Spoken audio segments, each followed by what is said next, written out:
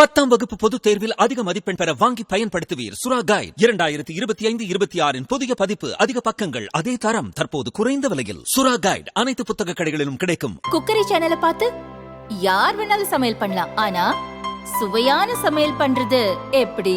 நான் இதயம் நல்லெண்ணெயில சமையல் பண்றேன். ஆஹா ஓஹோன்னு பாராட்டுறாங்க. நீங்களும் இதயம் நல்லெண்ணெயில சமையல் பண்ணுங்க, பாராட்ட வாங்குங்க. தினம் தோறும் வாங்குவே இதயம். திருவண்ணாமலை மாவட்டத்தில் 7 பேர் இறந்தது மிக துயரமான சம்பவம். அதை பல மணி நேரத்திற்கு பிறகு சென்று பார்க்கும் நிலை அதைவிட மிக கொடுமையான விஷயம் என சீமான் கூறினார். அவர் யாரை மதிச்சிருக்கிறாரு? அதான் நீங்கள் எதுக்கு வந்தாருன்னு கேள்வி கேட்டால் அதுக்கு பதில் சொல்லணும்ல. நீங்கள் யாராவது இத்தனை ஊடகங்கள் ஏதாவது குறித்து பேசுனீங்களா? கேள்வி கேட்டிங்களா? ஒரு நாட்டின் உலகத்தின் மிகப்பெரிய பணக்காரில் ஒருத்தருங்கிறீங்க. இந்தியாவில் முதன்மையான தொழிலதிபர், பணக்காரர். சொல்லுங்கள், 2.5 லட்சம் கோடி கடன் கொடுத்துருக்கீங்க அவருக்கு. எங்களுக்கு 2500 கொடுப்பீங்களா? 2.5 லட்சம் ரூபா எதா கொடுப்பீங்களா? அவ்வளோ பெரிய முதலாளி தமிழ்நாட்டுக்குள்ளே வர்றாரு. யாரை பார்க்க வந்தார்? எதுக்காக வந்தார்? யாரை சந்தித்தார்? எங்கே சந்தித்தார்? ஒரு நோக்கம் இருக்கணும்ல, ஒரு காரணம் இருக்கணும்ல. ஒன்றுமே இல்லையே. அதை கேட்டதுக்கு எங்கள் ஐயாவை நீங்கள் என்ன சொன்னீங்க?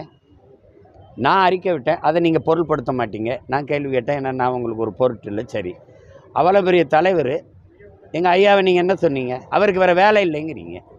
எடப்பாடி ஒரு ஆள் இல்லைங்கிறீங்க. என்னது சொல்லுங்கள்? 73 இடம் வென்று எதிர்கட்சி தலைவராக இருக்கிறவரே ஆளா இல்லைன்னா இப்போ யார் சொன்னதை நீங்கள் கேட்பீங்க? யார் கருத்தை நீங்கள் மதிப்பீங்க, கேட்பீங்க? நான் அது அவதூறு பேசுனது ஐயா எச் ராஜா, அதை விட்டுருவோம். அதை தாண்டி அவதூறு பேசுகிற ஆளுகளை சொல்கிறேன். நீங்கள் ஏதாவது நடவடிக்கை எடுப்பீங்களா? அந்த வலைவலிகள் பேரெல்லாம் நான் சொல்லணுமா? உங்களுக்கெல்லாம் தெரியாதா? ஒரு கருத்தை எதிர்கொள்ள முடியல. சரி, நான் களத்தில் நிற்கிறேன், என்னை திட்டுங்க. என் தாய், என் மனைவி, என் பிள்ளைகளெல்லாம் பேச வேண்டிய அவசியம் வருது.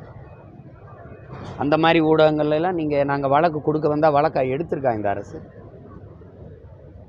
வழக்காக எடுக்குதா? பதிவு பண்ணுதா? நான் அதை காட்டணுமா? எத்தனை முறை நீதிமன்றத்துக்கு போனாவது அதுவாது வழக்காகுதா? அப்போ என்ன பண்ண முடியும்? நீங்கள் உடனே ஐயா எச் ராஜா மேலே போயிட்டீங்க. அவர் மட்டும்தான் அவதூறாக பேசுகிறாரா? இந்த திமுக சார்பாக ஆளுங்கட்சி சார்பாக ஒரு வாடகை வாய்கள் பேசுகிறதெல்லாம் நீங்கள் உங்களுக்கு அனுப்பட்டா? உங்களுக்கு இந்த காணொலிகளெல்லாம் மனிதர்கள், நாகரிகமுள்ள மனிதர்கள் வாழ்கிற நாடு தான் அது. அதிமுக ஆட்சியில் இப்படி தான் எல்லாரையும் கூட்டி வச்சு பேசிட்டு இருந்தாங்களா? என் அளவுக்கு காங்கிரஸை எதிர்த்து போராடி அவனது இருக்கானா? ஜார்க்கண்ட் முதலமைச்சர் மேலே வருது, அரவிந்த் கெஜ்ரிவால் மேலே வருது, தெலுங்கானா முதலமைச்சர் மகள் மேலே வருது. இந்த நாட்டின் முதலமைச்சர்கள் அவர் குடும்பத்து மேலே எந்த ரைடும் வர மாட்டேங்குது. ஒய் அவங்க ஒன்றும் கள்ளச்சாரம் குடிச்சா இல்லையே, சாரம் குடிச்சா இல்லையே.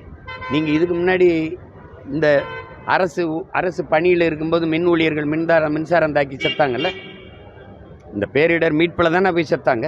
அதுக்கு எவ்வளோ கொடுத்தீங்க? 2 லட்சம்.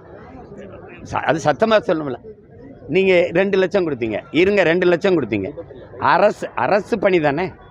அரசு பணியில் இருக்கும்போது ஒரு பேரிடர் காலத்தில் மக்களுக்காக உதவி செய்ய போன இடத்துல இறந்துட்டாங்க. அதுக்கு 2 லட்சம். ஒரு படித்து சொல்லி கொடுத்துக்கிட்டு இருக்க ஒரு ஆசிரியரை குத்தி ஒருத்தர் கொண்டுட்டார். அந்த குடும்பத்துக்கு எவ்வளவு? 5 லட்சம். கள்ளச்சாராயம் குடிச்சு செத்ததுக்கு எவ்வளவு? 10 லட்சம். இது எந்த மாதிரியான அணுகுமுறை? எந்த மாதிரியான ஆட்சி முறை? அப்போ இந்த நாட்டில் மதிப்புமிக்க மரணம் என்பதே சாராயம் குடிச்சு சாகிறது தான். இதில் நான் வேற சொல்லணுமா நீங்கள் இவ்வளோ கொடுங்க அப்படின்னு சொல்லி சொன்னோன்னே கொடுத்துருவாங்களே?